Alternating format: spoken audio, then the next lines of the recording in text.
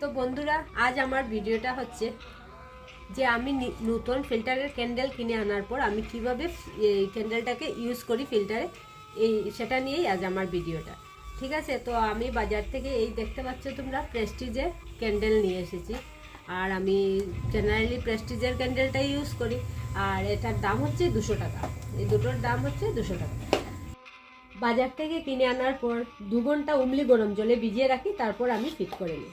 ঠিক আছে, তো 2 ঘন্টা পর আমি ক্যান্ডেলটাকে জল থেকে তুলে নিয়েছি। এখন আমি ক্যান্ডেলটা কিভাবে আমি ফিল্টারে লাগাবো সেটা আমি দেখাবো তোমাদের। প্রথমে এই ক্যান্ডেলটাকে ক্যান্ডেল থেকে এই থ্রেডগুলোকে আলাদা করে নিতে হয়। থ্রেডটা কিভাবে লাগাতে হয় সব কিছু আমি তোমাদের দেখাচ্ছি। আর এখন তো অত্যাধুনিক যুগে অনেক ধরনের ফিল্টার বেরিয়েছে, ইলেকট্রনিক ফিল্টার, চীনামাটির ফিল্টার, আরও অনেক ধরনের ফিল্টার আছে। তবে আমার মনে হয় যে এই স্টিলের ফিল্টারটাই ইউজ করাটা অনেক বেটার, অনেক সুবিধেও ইউজ করতে, আর ভালো লাগে, অনেক লং লাস্টিং থাকে। প্রায় ঘরেই স্টিলের ফিল্টার দেখতে পাওয়া যায়, ইভেন আমার ঘরেও আছে। তো তাহলে চলো কথা না বাড়িয়ে আমি শান্তা তোমাদের দেখাই যে ফিল্টারটাতে আমি কিভাবে ক্যান্ডেলটা ইউজ করব।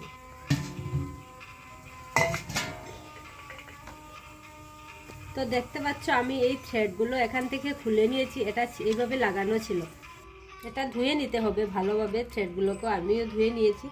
প্রথমে এভাবে একটা লাগাতে হবে, ঠিক আছে, বুঝতে পারলে তোমরা। তারপর আমি এটাকে ফিল্টারে ঢুকিয়ে দেব, ফিল্টারের মধ্যে আরেকটা আছে। তারপর এই স্টিলের থ্রেড সবগুলো আমি দুটোই একসাথে লাগিয়ে নেব। তারপর এই থ্রেডটা লাগাবো, ঠিক আছে।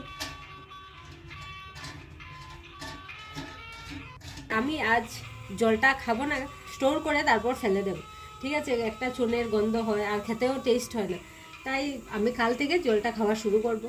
তাহলে তোমাদের ভিডিওটা কেমন লাগলো? নিশ্চয়ই ভালো লাগবে।